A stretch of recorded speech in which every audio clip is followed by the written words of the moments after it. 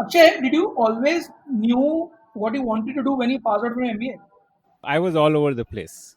Saurabh, what about you? यार मेरे को तो तब भी आइडिया नहीं था, आज भी आइडिया नहीं है. Confused about your career choices? Wondering what steps to take next? In this podcast called Beyond Campus, Saurabh Garg, founder of C4E, and Akshay Datt, founder of Unnati, are on a mission to crack open the career success code for the youth. वो बचपन में कहते थे ना, तुम जो चाहे बन सकते हो. So, let's turn the dream into reality. Hi, I'm Dr. Srikanth Sola, CEO of Devic Earth. It is said that breathing the air of a polluted city in India like Delhi or Mumbai is like smoking a full pack of cigarettes. I'm sure we've all heard these types of scary statistics about the hazards of air pollution. As a cardiac surgeon, Dr. Srikanth Sola actually experienced the hazards of air pollution firsthand when his patient, who was a young man with no risk factors, died due to a cardiac arrest that was the direct cause of sustained exposure to air pollution. This had such a deep and lasting impact on him that he spent the next decade moonlighting to find a solution to the chronic problem of air pollution. And boy, did he find an innovative solution to this problem. Want to know what it was? Keep listening as Dr. Sola talks to Akshay Datt about his journey to solve air pollution using an innovative low-cost solution which could help save lakhs of lives each year. So, Dr. Srikanth, what do you call as home? Like, where do you belong to? Like, where did you grow up? Yeah, I've been all over the world. I was born in Vijayawada in Andhra Pradesh. We moved to Barbados in the Caribbean when I was around 3 or 4, and then from there moved to the United States. This was way back in the 1970s. The first movie we saw in theaters was Star Wars. And so that sort of gives you an idea of when we moved. Times in America were much different, especially for Indian immigrants in those days. My father was a doctor. And we moved around to Kentucky, Chicago, a few other places. And my work and studies took me to California at Stanford, to Duke University in North Carolina, Atlanta to study at Emory University. And finally, I worked at the Cleveland Clinic as a cardiologist in Ohio before coming to Bangalore in 2008. So I call Bangalore home. Okay. Why did your father want to move out? And, what made you want to do the reverse? Yeah, exactly. Because usually it's the other way around, right? So, yeah. So my father, I think in those days as a physician, opportunities for advanced studies were more easily available abroad. He was a radiologist, and some of the advanced subspecialties, that you want to do to learn and sharpen your skills were more easily available in other countries. So we moved at a young age. And then as the kids grew up, then we decided to stay. More family members came over. And so we've sort of done the reverse migration. In 2008, I knew that what I wanted to do with my life was to serve society. I understood this from, years before, but working as a cardiologist at the top heart center in the world, I was doing great work. We were saving lives left and right. We were doing the most advanced heart surgery in the world. I developed products that are now in use in literally hundreds of thousands of lives across the world. I helped to develop those products. And but I wanted to do more, and I wanted to come back and serve my country. So in 2008, we picked up. But did you have that connect with, my country? For a kid who grew up in the US watching Star Wars, was that connect there, that my country is India? Well, what happened was my grandparents were in India. And so I would come back on most summer holidays to spend time with them. The problem is, and you can ask my wife more about this, is that the India that I understood was from my grandparents' generation. So my understanding of India and Indian culture was like maybe 2 generations before. So I was always considered old-fashioned by my peers back in India or even back in the United States. I was the old-fashioned one, but that's because I learned Indian culture from my grandparents, which was wonderful. But it made me a little bit dated, perhaps. And your wife is also from India? Yes, she was born and brought up here, and we met when she was working in the United States. So it wasn't so much a culture clash as much of a few, funny generational things. Did you enter medicine following your father's footsteps, or like you were like genuinely looking at serving humanity as? What happened is I entered Stanford back in 1989 as a freshman, and I didn't know what I wanted to do. The advantage of the U.S. system is that you can enter a college, and it's okay if you don't know what you want to do, and they give you the chance to explore and to try out different things. So I looked at engineering, I looked at anthropology, I looked at physics, for example. And we had really until our second or third year to decide what stream we wanted to enter. That's the way the system was at that time. The way that it works is typically during your summer holidays, you're supposed to do something that will benefit you in your future career. And same thing here, you're supposed to do internships and stuff like that. But the only opportunities available to me were really boring opportunities in petrochemical engineering near my hometown, which didn't appeal to me. It's important, but it wasn't my cup of tea. And so instead, one of my seniors had done something very interesting. She bicycled across the United States for charity with a group of 20 other people. So I did the same thing the following summer, going from San Francisco to Washington, D.C. I got really, really buff. I had huge legs. We would cycle about 125 kilometers a day on average, and it was wonderful. And where would you stay at night? Like, was it all like planned? It was an organized trip. So we had some places we would stay at campsites. Sometimes we would stay in people's homes. We stayed in a Buddhist monastery in Denver, Colorado. We stayed in a commune in Virginia. Churches and other places opened their doors to us, and it was just really wonderful. It really was a great time. A lot of like-minded people my own age, and they're 18. I was 18 at the time. People in their 20s and 30s who were there really to make a difference and trying to make a difference in the world. And it was then on one of these long days, because 125 kilometers a day is a long day in terms of cycling. One of these long downhill rides coming down from the mountains of California into the desert on the other side, you have a lot of time to think. Yeah, and there would be no iPods and... Oh, yeah, we didn't have those things in those days. Yeah, it's not like you could listen to podcasts while cycling. Oh, podcasts were like not even understood. Yes. Yeah. So, but on one of these long downhill rides that took like half an hour to get to the bottom because it was such a long slope, I realized that what I wanted to do with my life was to serve people, and that's what made me happy. Was to help others, and that was how I got into medicine. That was and that's sort of really been my sort of North Star, I guess, for my whole life. So getting into being a qualified surgeon in the US is like a real grind. I mean, compared to India, like years and years and years of dedication. How was that whole thing for you? Like, tell me a bit about that. Yeah, it was 15 years to become a cardiologist, right? So 4 years of college, 4 years of medical school, 3 years of internal medicine training, and then 4 years of cardiology fellowship. So 15 years altogether after high school. It's a long ways. And you really grow as a person. You develop leadership abilities, communication skills. You understand the human psyche. You understand body language, posture. You know what it is to see people die and to comfort those who have lost loved ones. You see the best and worst in people. And of course, I worked after finishing my training, I worked at the Cleveland Clinic, and I was amongst the best of the best, really, in the whole world. And that was just a fantastic experience, being at such a high level of competency. It's a whole stratosphere above what other people were doing.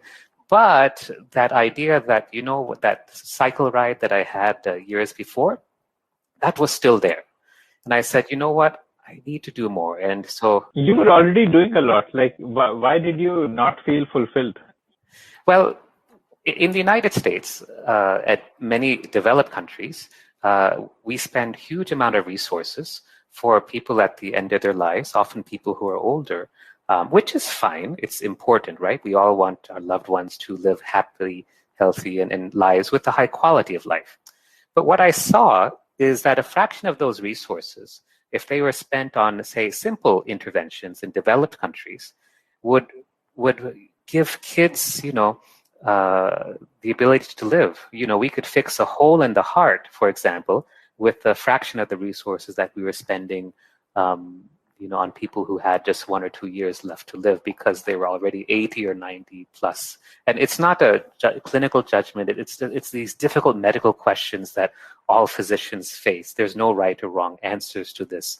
But what I felt personally to me was that I want to do something more than this. I want to make a difference in the lives of many, many, many people. And so looking around, I was already a part of the Sathya Sai Service Organization in India, the hospital, the Sri Sathya Sai Service Organization. So it's people who are dedicated to that teacher's teachings, which are basically serve everyone, love everyone, and serve everyone. And there's a charity hospital started by the founder, one in Bangalore and one in Puttaparthi in Andhra Pradesh and a few other places. Fantastic facilities. And so I just got an email one day across my desk while I was sitting in my office at the hospital in Cleveland. And it said, so-and-so, there's some opportunities available for cardiologists, cardiology fellows. Well, I already finished my training. That wasn't of any interest to me. But then at the bottom of the mail, it said, oh, and there is an opening for a cardiology consultant. So I thought, wow, it just hit me. And I said, this is what I need to do. I can provide free care at a hospital that has state-of-the-art equipment, so I wouldn't be missing anything. You don't want to be in a center where you're working with the best of the best and then suddenly go to some outpost or boondocks and not have anything that you can use to serve your patients. So I'd have the best of the best in a fantastic environment. And I called my wife. She was working. She was an investment banker at the time. She was busy. Then she called me back. I was in the middle of rounds seeing patients in the hospital floor. And we decided right then and there, yeah, let's do it. Let's move to India and let's go and serve our country. And that's how we came back to Bangalore in 2008. Just like that. One phone call, one email, it was decided. In these 2 decades of your education and career in the US, did you often go back to India and serve or do some work or something? Or how connected were you? I did, but I never thought I would move back to India because I was I was a superstar in the United States, and I saw myself doing cutting edge work, cutting edge research, building the latest technologies. That's what I did when I was at the Cleveland Clinic, or even in my cardiology training. I was a hardcore clinician researcher. That means that I would see patients and I would provide them with the best care, but I would also do research in ways to help our patients get better, to provide them with better diagnosis and therapies. And that meant, to me, in my mind, being at the best centers in the world, which at that time was and is still probably the Cleveland Clinic today. I didn't have that idea that I would move back to India, but this urge to come back and serve the country, that was always there. The urge to serve the poor, that's never left. And that's what pushed me to make the jump across the ocean. Did you have kids at this time? We did, but our son was only 8 at the time, 7 or 8. So I think that made it easy. Had he been in, say, high school, that would have been impossible. But children at that age, they adjust easily. So it was a great adventure for all of us. Okay. And how much of a pay cut did you take? I mean, I imagine you must have been extremely well paid at the Cleveland Clinic. Yes. So working for a charitable hospital, of course, the focus is on the work and not so much on the remuneration. We were paid, but it was a fraction, probably maybe 2% of what I was earning in the United States. But the satisfaction, I tell you, I remember one patient, it was a mother and a young girl, and we had done a surgery on her. She had a hole in the heart. And we did the surgery. It was successful. They came back after the operation for a checkup. And the mother said, when can she start to play again? And I said, ma'am, your daughter is completely normal now. She can eat normal food. She can play. She can run. She can do everything normal. And the mother was so relieved. She broke down in tears and thanking me profusely.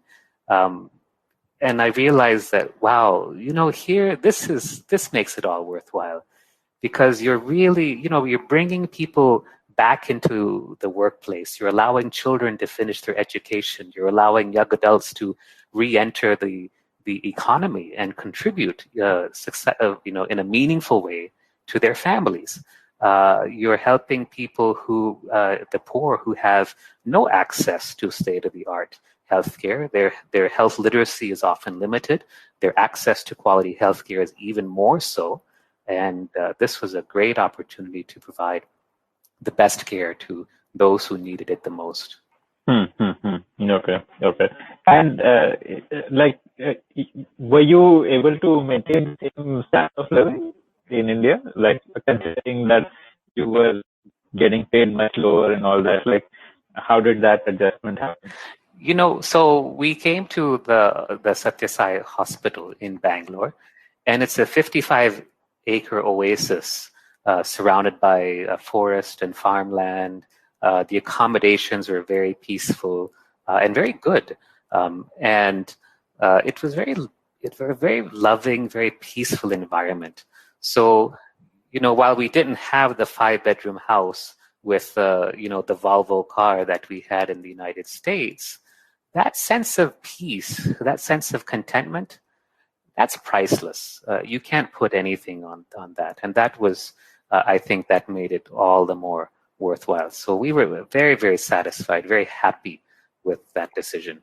Of course, if people ask me, what do you miss about life in the US? I said, the first thing I miss is the roads. Because people can drive, I wasn't used to Indian driving. Now I am, but not in those days. And the second thing I miss, being in Bangalore, a city of now 13 million people, is the parks. Cleveland had lovely parks. So they had really preserved nature with lovely streams and forests, and we just don't have access to that in Bangalore, at least not easily accessible. And I miss that. Okay. And your wife got a job here, or like? Yes, she got a job. She started her own service consultancy, and she's doing very well. So, our son has done well in school. And so I really believe that when you do good work, it's a reflective universe, right? Whatever you put out is reflected back to you. So when you do good things, then good things will happen back to you. And that's what happened to us. Okay. So, what made you move on from Sri Sathya Sai? So I was at Sathya Sai Hospital for 9.5 years. And in my first week, 2008, I'm fresh off the boat, having just gotten settled into Bangalore. I still, am confused. I walk on the right side of the hallway where everybody else is walking on the left side of the hallway. Those kind of things would happen. Still trying to figure out where things are. One of my first patients was a young guy. He was hardly 28. He was a shoe cobbler, those fellows who repair sandals and so forth. So he came in with a big heart attack, but not because of diabetes or high blood pressure or any of those things. He actually was breathing in vehicle fumes from working on the street all day long. It was a heart attack due to air pollution. It was the first time I had ever seen that in my professional career.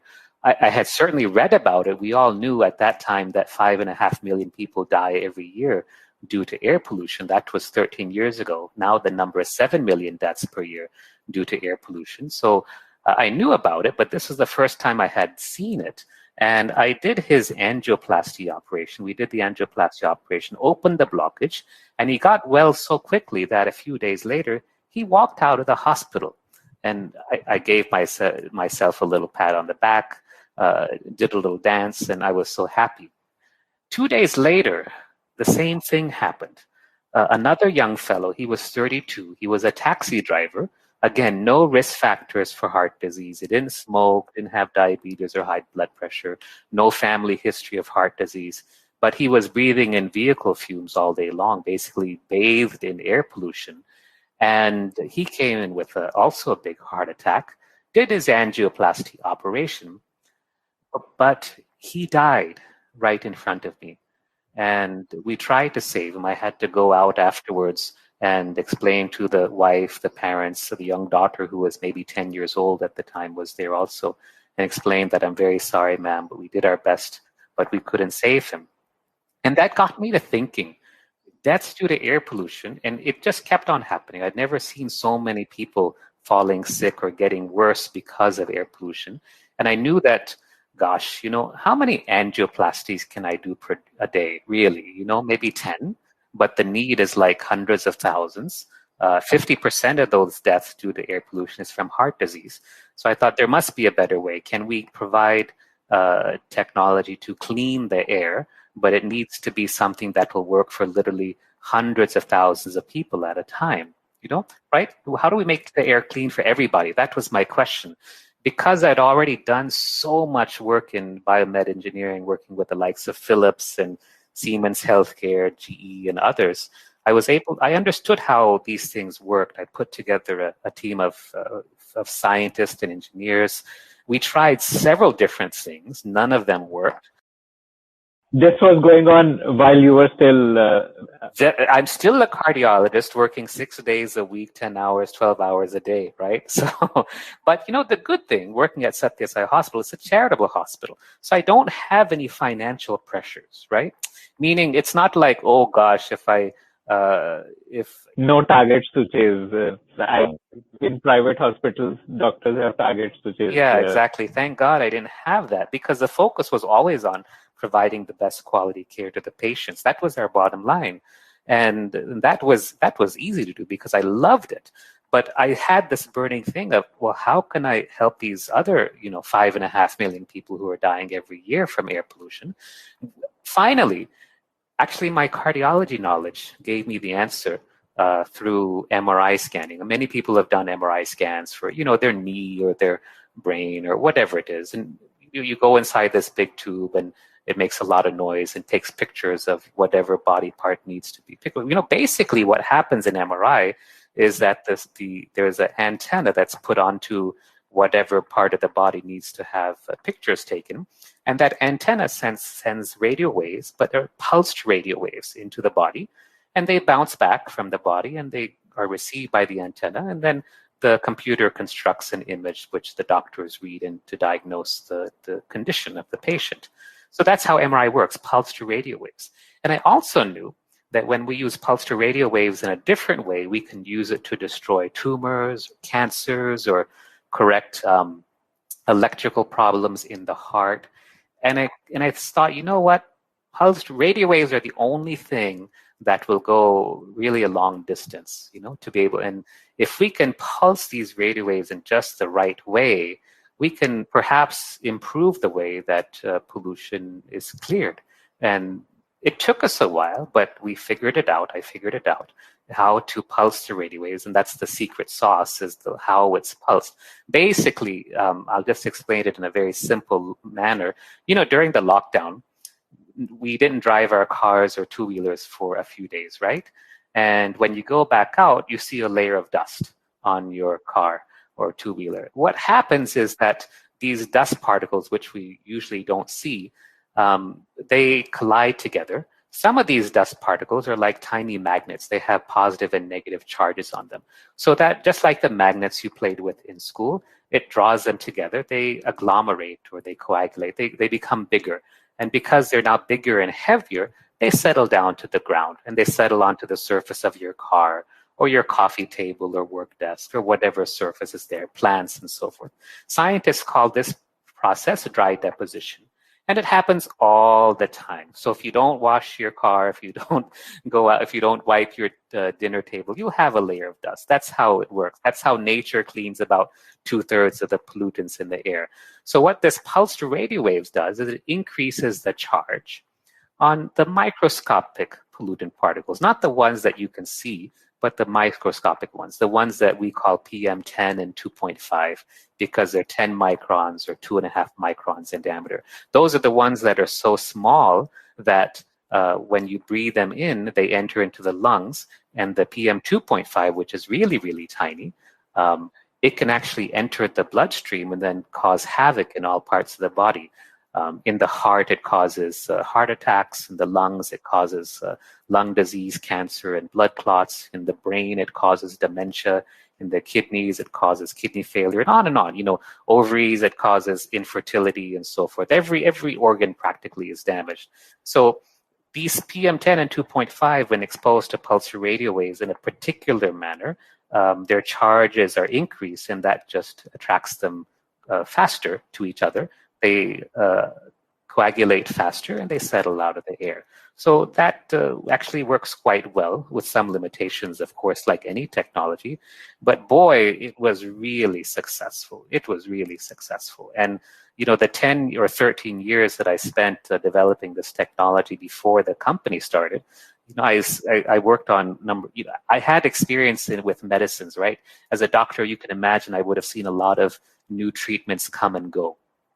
I didn't want to make the same mistakes that I had seen with certain medicines or therapies that initially seemed promising, but were not successful because of various issues. So I tested it to make sure it was effective. Then we tested it to make sure it was safe. Then we tested it to make sure it was robust under various conditions, cold and hot and wind and rain. And the kicker, what caused a cardiologist to quit his practice and actually join a startup, because you have to be either really crazy or really courageous to do what I did. The kicker was that when we looked at our data of people who lived around the Sathya Sai hospital where I was working, as well as the hospital staff who lived in the hospital campus, we found that the number of admissions to the emergency room reduced on the days that our technology was on. We found that the number of heart attacks reduced by a third, number of blood clots reduced by 20%, the number of strokes reduced by 30%, and even visits to the acute care clinic by our hospital staff also reduced by some 40%. Mainly people weren't getting colds and things like that because they were breathing cleaner air, their immune system was stronger, and they felt better. So I was like, man, there's nothing I could do in medicine that makes such a dramatic effect as this. And slowly, I decided, okay, we've got to make this available to the public. And the best way to do that was to bring out the technology so that others could benefit. And that's how our startup, our green tech company, Devic Earth, was born. Okay. So I want to understand a bit of a journey pre the incorporation. So, who was working with you on the research? Was it like corporations, or was it like just volunteers, or and how were you funding that research? Right. There's a saying that success breeds success, right? And I think we got lucky in the beginning. We had a few successful trials. We got funding from the Ministry of Environment and Forest. We had a lot of support from the Central Pollution Control Board, which is like the US EPA for India. They gave us access to their scientists and some of their reference laboratories. We also got funding from various private companies, as well as NGOs based in the United States and in Europe, who also funded this work, and I'm very grateful to all of them. They allowed us to hire staff, to buy equipment. So this was what? Like this was the Sathya Sai Hospital getting the funding, or you as a person? It would always go to the hospital. Yeah, it would always go to the hospital because it won't come to me as an individual. But then it would be the grant. So you were essentially heading this initiative inside Sathya Sai. Yes, exactly. And I would always have to do this either before patient care or after patient care. So it wasn't that I could spend days and days doing this. It would always have to be squeezed in somehow before or after the day's work. So the days were long, sometimes 12-hour plus days. And of course, I had staff to take care of the work during the day, but it took that kind of dedication to make it happen. Right. Okay. And what does the solution look like? Can you help me visualize it? Is it like the way you have that dish TV and all of those? Is it something like that? Or? Right. So the solution, in the first generation, remember how the old iPhones were so bulky and clunky? Yeah. So our first generation devices were like 200 kilograms. maybe 4 feet by 6 feet by 6 feet boxes. Oh, it was really, I mean, it was great, but it was really cumbersome. And then what happened is... And what would these boxes do? Like they'd be plugged into a power source and then they would... Yes. And they had an antenna inside to broadcast our pulsed radio waves. They had our hardware, some IoT devices in them and so forth that would read the air quality and then give feedback so that we could adjust how the pulses were being sent and so forth. We tried different types of antennas, all sorts of pulse sequences, and so forth. And eventually we decided, you know what? Let's just use Wi-Fi, because Wi-Fi is just pulse. It's just radio energy. It's radio waves. But with Wi-Fi, number one, everybody knows Wi-Fi, right? I mean, especially now, we have Wi-Fi in our homes and our offices, airports, and hotel rooms. It's quite comfortable. That the World Health Organization has said it's safe. And then secondly, the hardware is cheap, for Wi-Fi. It's not very costly.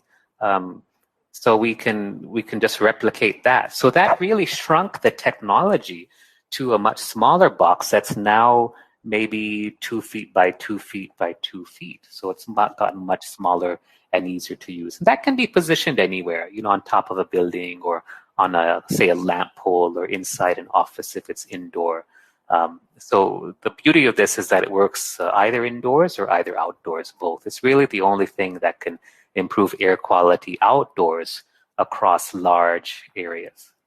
So this 2 feet by 2 feet by 2 feet box, like how big an area can it help remove pollution from? So because if you think of a Wi-Fi network, in Wi-Fi, the technicians will call it, in telecommunications, they'll call it a point-to-point network.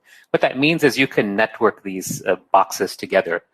Just like if you've been to an airport, remember the old days when we used to fly? So you can network these, if you go to one terminal and the next, you've got Wi-Fi throughout the entire building. And all they do is they just put their Wi-Fi routers or extenders every, usually about 100 meters or so.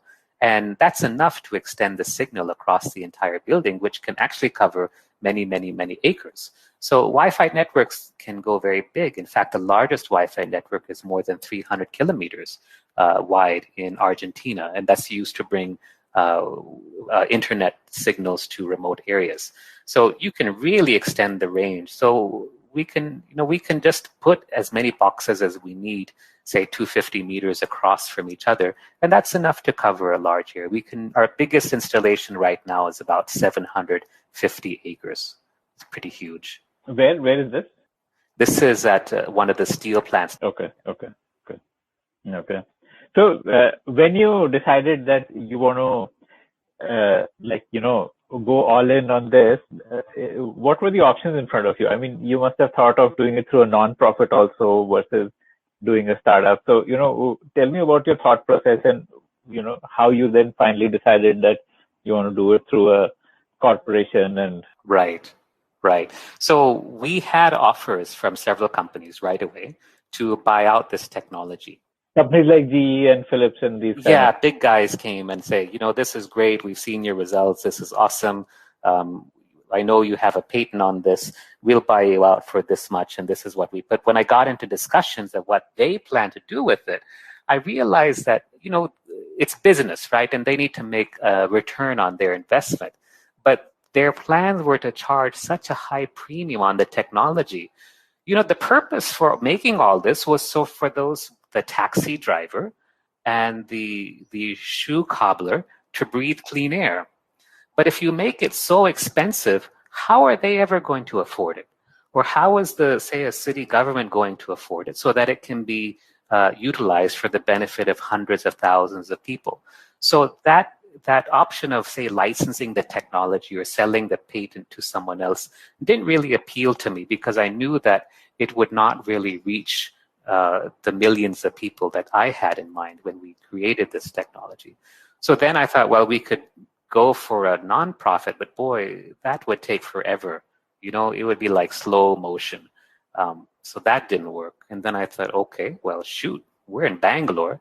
If you throw a stone in Bangalore, you'll hit some techie, and half of them will be from a startup. Exactly. So why don't we just begin a startup and let's try. And I had great friends, really great people who joined me. Bhuma Krishnan, our chief operating officer.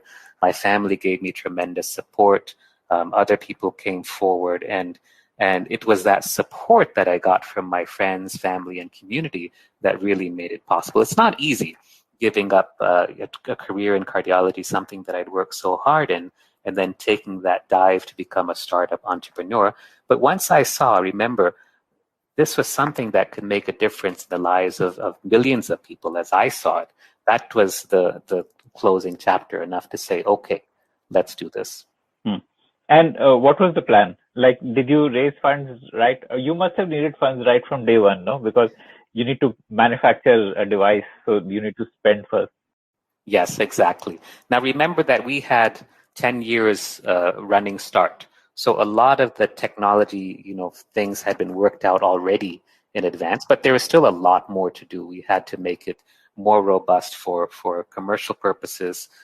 We had a lot of these things to work out. And it's also a new technology. And when you have a new technology, there's several things that you need to address. One, you want publications in peer-reviewed scientific journals to explain to the public at large, and especially to the scientific community, how does this technology work and how has it been validated?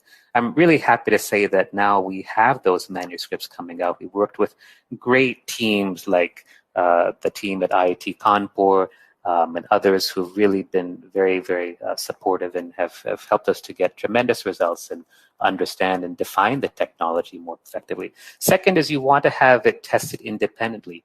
It's not enough if I tell you, see, this technology will reduce pollution by 50%, blah, blah, blah. I needed somebody else to do the same thing. So it has to be validated independently of our work. So that also needed to be done. And then third thing is you want to have use cases or proof of concepts in different settings. So let's say cement industries, steel plants, thermal power plants, or what about indoors, like shopping malls or schools or corporate offices, for example. And so, of course, that takes time and effort. But, 3 years later, I'm happy to say that we're there. And what an amazing journey it's been in these last 3 years since the company was launched. It's not easy. And anyone who wants to start their own startup, I would say think twice before you do it.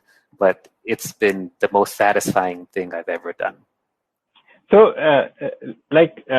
did you put in your own money initially, or did you raise funds to, cross all the T's and dot the I's and to actually build an inventory? You must have needed to build an inventory before you could go to market. Right. So the first step was to use some of our own family savings, and we did that. My father pitched in as well. And thanks, Dad. But we had a lot of help from family and friends. And then we were able to raise some angel investors from really people who are literally walking angels. They invested in us. They saw the value of what we were doing, and they invested us. They believed in the work that we were doing. And then what happens is you have a certain fiduciary responsibility because these people have invested in us, and we need to make sure that we return their investments with some kind of return, right? And a good return, better than the current market rate. So I understood that, and we worked really hard to make sure that happens. Then, as sales started to pick up and we were doing quite well, then we were able to land a pre-series A investment round with a fantastic team, a venture capital firm called Blue Ashva, based out of Singapore. And they've just been amazing, just tremendous support, really seasoned hands, and very encouraging, really helping us to see the bigger picture beyond the vision that we had. And when people ask me, what does it take to make a successful startup? I always say the first thing you need is vision. You need a grand vision. So my vision for Devic Earth is to be the global leader in green technology. What Elon Musk has done with Tesla, what Steve Jobs did with iPhones for Apple, I want to do that for green technology with Devic Earth. That's the grand vision. But to execute that vision, to make it a reality, you need an awesome product, you need a great team, and you need a business model that is scalable, that will give you returns and that you can scale those returns up. So what was your initial business model, and has that evolved? 2018 when you started up? So initially we were just into sales. And, we started with a very low price. I won't give the price because it's not relevant now, but basically we started selling and it was successful. Our customers were happy. What was your go-to market? Were you going out cold calling corporates, or how did you get those? So our USP is that we cover large areas. A traditional, say, a home air purifier will cover what, maybe 500, 600 square feet. That was not of any interest to us. We were, when we set our units up, we can cover 50,000 or 100,000 square feet very easily. So this large area of coverage at high efficacy and low cost, that was what we were looking at. So who are the customers that would want to come to us? Well, one obviously would be the industries who... Manufacturing, people who make, companies that make pollution as part of their work. Steel industry, cement, thermal power, mining, for example, construction companies, even shipping and ports or airports, for example. But then there's another group of customers who don't make any pollution at all, but they don't want to be affected by pollution. So these were customers like luxury hotels, marathons, corporate real estate, schools.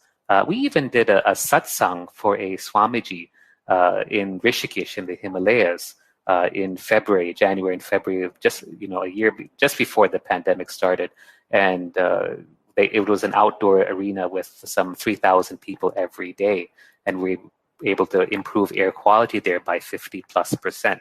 So we got to do all sorts of lovely things and meet different types of people from a variety of verticals, which made it a lot of fun. But what happened is the pandemic kicked in, and then we found that, well, the sales model is good, but the problem is that a lot of companies don't want to spend a huge amount right now, right? It makes sense, right? Because loss of income, etc. So thanks to Netflix and others like it, where you subscribe to Netflix, and we're all okay with the whole subscription model right now, we actually switched to a subscription model. And that's worked great because there's no CapEx expenditure for the businesses. They just pay a monthly fee. They can stop whenever they want. And it makes it really easy for customers. It's funny when my salespeople go to, say, a factory. The other day we went to a tire factory, and they said, oh, the feedback from the head of environment there, very smart fellow, was, oh God, how much is this going to cost me? And my salesperson said, well, sir, it's on a subscription, and it's just going to be 99 paisa per square foot per month. And the guy said, that's all. He said, yeah. So that subscription model has worked really well for us. Okay. And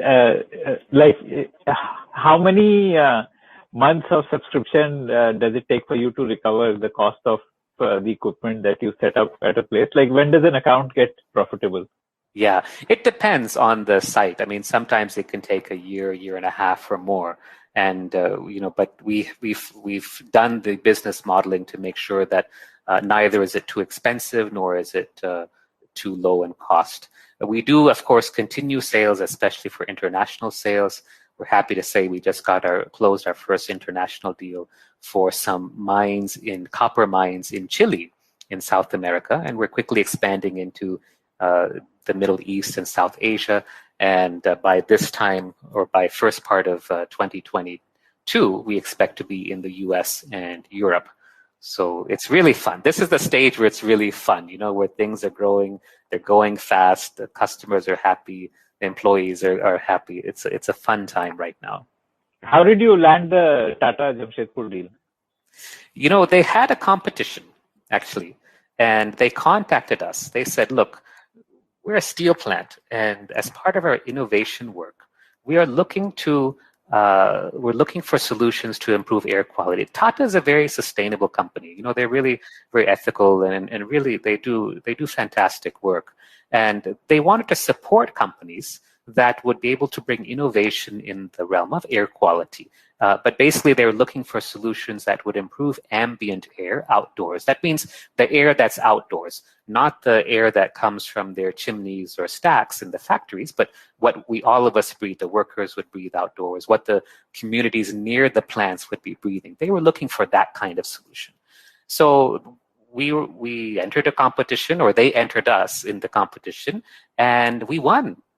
And that's how our relationship with Tata Steel started. It wasn't easy. It was a 1.5 year long process, to get there. But it was a good chance for us to prove ourselves.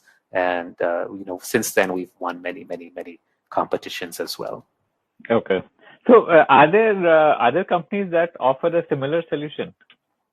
As far as pulsed radio wave, no. A lot of it has to do with the pulse and how you pulse it. That's, again, our secret sauce.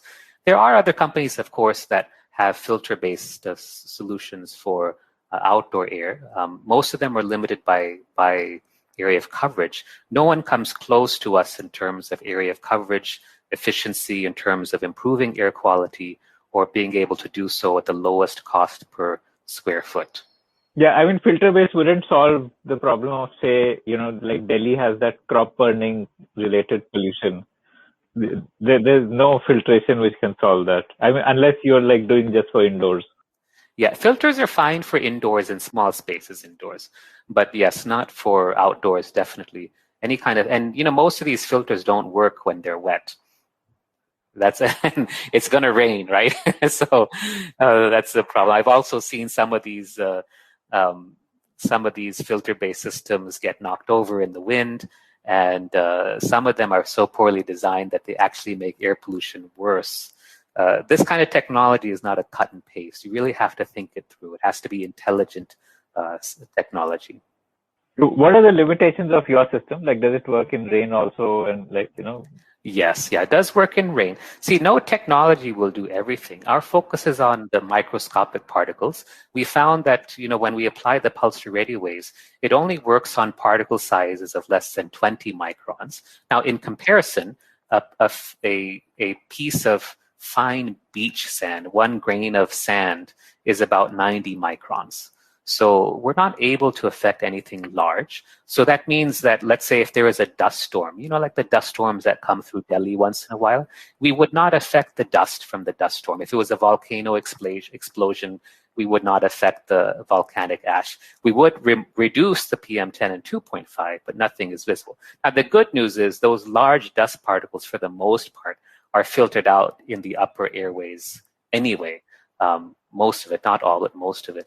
And so it's really the microscopic particles, so what we focus on, PM10 and 2.5, that are the most dangerous from a health standpoint. The other thing is that what we're doing is we're just speeding up what happens in nature. So it takes a while, especially outdoors, maybe a week or more, for the effect to be seen. So ours is not a solution for emergency situations. So remember last year in the city of Vizag in Andhra Pradesh in India, there was a gas leak that unfortunately killed many people. That is an emergency situation, and our technology would have no role in those kind of situations. Mm-hmm. So what about for the crop burning pollution in Delhi? I mean, I've lived many years there, so that's an issue close to my heart. Yes. Now, obviously, even though we're a technology solution, we always say the first step is to reduce pollution at the source. That's like number 1 through 10. So you reduce crop burning, you improve solid waste management, so there's less burning of garbage. You improve, say, vehicle efficiency, your corporate average fuel economy standards, for example. You switch to cleaner burning fuels, which has happened recently with the switch to BOTA Stage 6 fuels in most cities, for example, or BS6 cars. That's great. You encourage a transition to mass transit, or bicycles, electric vehicles, renewable energies. All those things are important. And that's like 1 through 10 on the list, if not even more than that. But sometimes there's still a need for technology, and that's where our solution can play a role. We wish it weren't always so, but sometimes it is required. And that is when these kind of technologies can be used. But the first step is always reduce pollution at the source. But hypothetically, what would be, say, if there's a corporate which has an office in, say, Noida, which gets a lot of this crop burning pollution. So hypothetically, what would be the impact if they were to install this, like during those peak couple of weeks? Sure. We've actually tried this. We've done a couple of marathons in Delhi, for example, during the crop burning season, typically after the Dussehra festival in India, which is around the mid to latter part of October, and crop burning is usually at its peak. And in these settings, we found that we've been able to improve ambient air quality by anywhere from 35 to about 50, 60% in these areas, whether it's PM 2.5 or PM 10. PM 2.5 is a smaller particle, so the magnitude of reduction is a bit more compared to PM 10, which is a larger particle. So this air comes in from Punjab. Wouldn't that make it impossible to make any impact? I mean, whatever air you clean in that area would just move on, and more pollution would come in.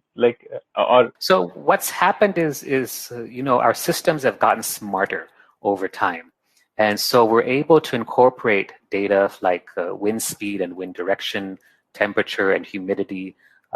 We look at traffic from Google Maps, for example, traffic density from Google Maps. We can, if it's at a customer's industrial site, we look at how many shifts do you have per day, 2 shifts or 3 shifts, and how many workers do you have? And we even get into details like, oh, you're doing welding. Well, welding is very toxic smoke. What kind of welding wire are you using? Is it manganese? Is it copper? And how many kilograms per day? So we put all of this data, and we get crop burning data from NASA. We look at any other sources of pollution that may be next to that upwind from that customer site. And then we feed this into our system to optimize how every machine works. And the beauty is that every single machine can be operated independently. So a machine that's closer to the main road where pollution is more would work differently than the one that's, say, next to the park, say in an office IT park setting or something like that. So it's really lovely, and it works very, very effectively.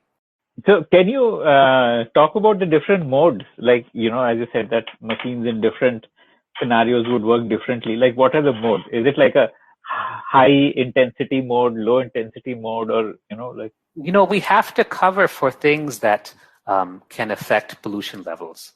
And the easiest ones to understand would be temperature and humidity, because these all affect the pollution levels that are present. And according to that, we have different types of pulses that we use. If PM10 is high, we work this way.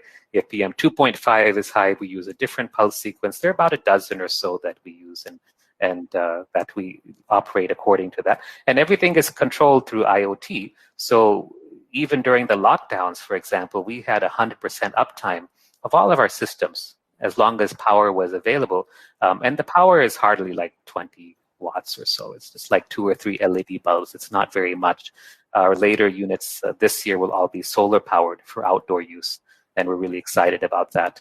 So it's very simple and easy to work with. But remember, again, we've had 13 years to do this and figure out a lot of the kinks and bugs and work them out. So how much would it cost for, let's say, a 2-acre campus, like the subscription cost? Yeah, it's not much, actually. The subscription model generally runs about, for the smaller areas, it runs for about 10 to 14,000 rupees a month per acre for clean air, for outdoors. And then for indoors, depending on the size, it can be, let's say, 1.5 rupee or 2 rupees, less than 2 rupees a month per square foot per month, or much less. Of course, it's like slabs for electricity.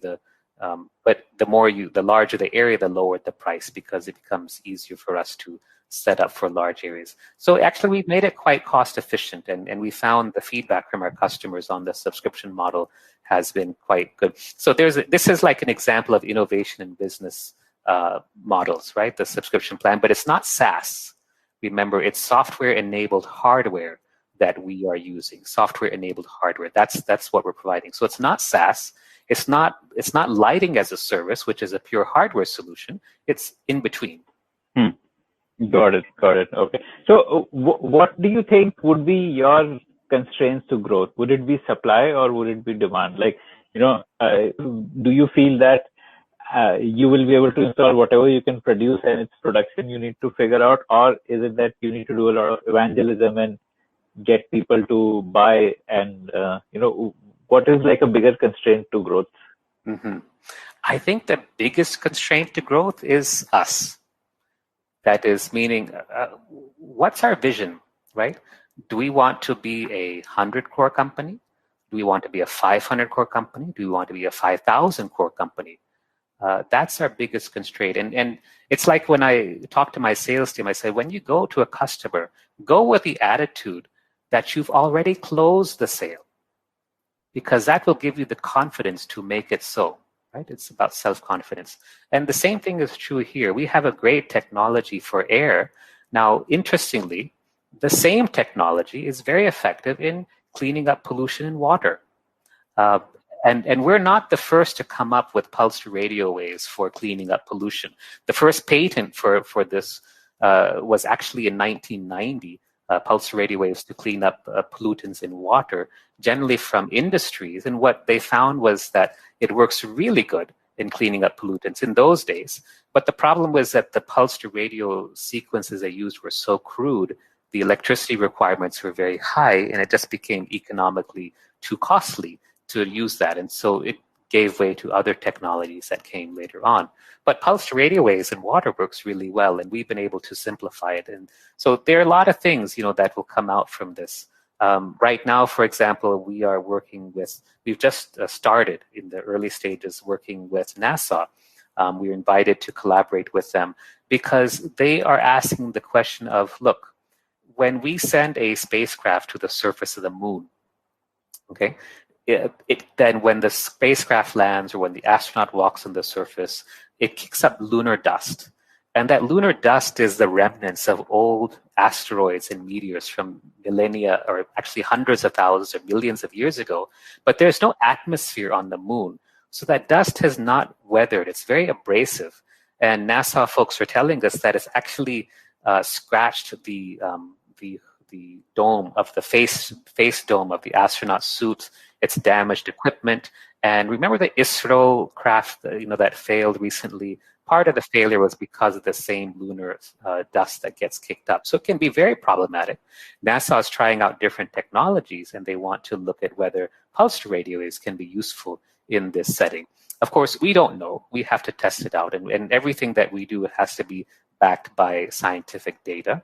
And so we're really looking forward to this. The interesting challenge here is to make it very lightweight, because when we're sending something up into space, every gram counts, and we have to make it really lightweight. It can't be 20 kgs like it is right now. It's got to be like 250 grams or something. I don't know how much, but it's got to be very lightweight, but very robust for the environment that you would see on the surface of the moon. That's really fun. And so when we say the sky is the limit, I mean, we're really not kidding, Yeah. Mm-hmm.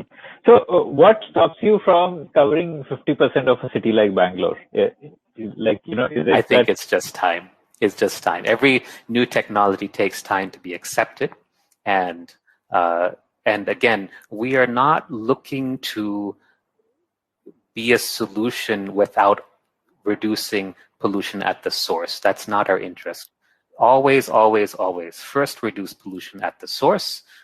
Do a proper source apportionment study. That means that scientists will understand where is the pollution coming from for a city like Bangalore or Delhi. So they'll understand that say 25 or 30% comes from the transportation sector. Another certain amount comes from this source. And then they can take scientific data-driven policy measures to reduce that pollution. Now, if that's not enough, then there is a role for technology. But our first preference always will be to reduce pollution at the source. Are you currently working with any state level governments to? We are looking, and we have a number of collaborations. Of course, COVID has slowed those things down, but we look forward to working with them because we find that many of the policymakers want to do something, and but they are looking at these things that I just mentioned. Even like say improving solid waste management. It's so important to have good solid waste management so that people don't set fire to rubbish. But then they also recognize that during certain seasons, like crop burning season in Delhi, or not just Delhi, but the entire Gangetic Plain, that we need something else during those intense periods. Another example might be, think, for example, the California crop fires, the wildfires that started last year, that have been happening for the last few years. That's another example where it's not really an issue about having, say, cleaner burning fuels or more electric vehicles on the road. This is something else entirely, and technology can play a role in minimizing the risks to health from those kind of events. Okay, got it. Okay, and do you still stay on the Sathya Sai campus, or like? No, once we finished as a cardiologist, then we moved out. But the physician in me doesn't quit, and so yes, 2 days a week I still read scans of the heart with them, for a short while each day to keep up my skills, and I enjoy working with the physicians there on that. Mm-hmm. Okay. And what do you see as your what will be the turnover of Devic by the end of this current financial year? Sure. Initially we set our target as 12 crores, and that was pre-pandemic, before the second wave. We will smash that in the next month or two, and I expect that we should close at least 4 times that number by the end of the year. I'd like to reach 100. I've told my VCs, I said, look, once we reach 50 crores, I want you guys to hold my feet to the fire and make us reach 100 crores, right? So, because that's growth, and that just means that we have a product that people love, that they find real value in, that helps them. And our data shows that our customers typically see improvements in air quality by more than half, and their sick leaves, that is, their sick leaves from their employees, actually reduced by 11% because their employees are breathing cleaner air, and that's tangible. That's a tangible difference. Right. And how do you handle the manufacturing? You have like a plant, or is it? Yeah, we do everything ourselves. You have a plant in Bangalore? Yes. And luckily for us, we have the opportunity to scale up, so we can handle larger order sizes as they come in. Beyond Campus is a production of the Podium.in, powered by Career Launcher. If you like this show, then we are sure that you will love our other shows on subjects like entrepreneurship, marketing, books, and drama. Check out the Podium.in for a complete list of all our shows.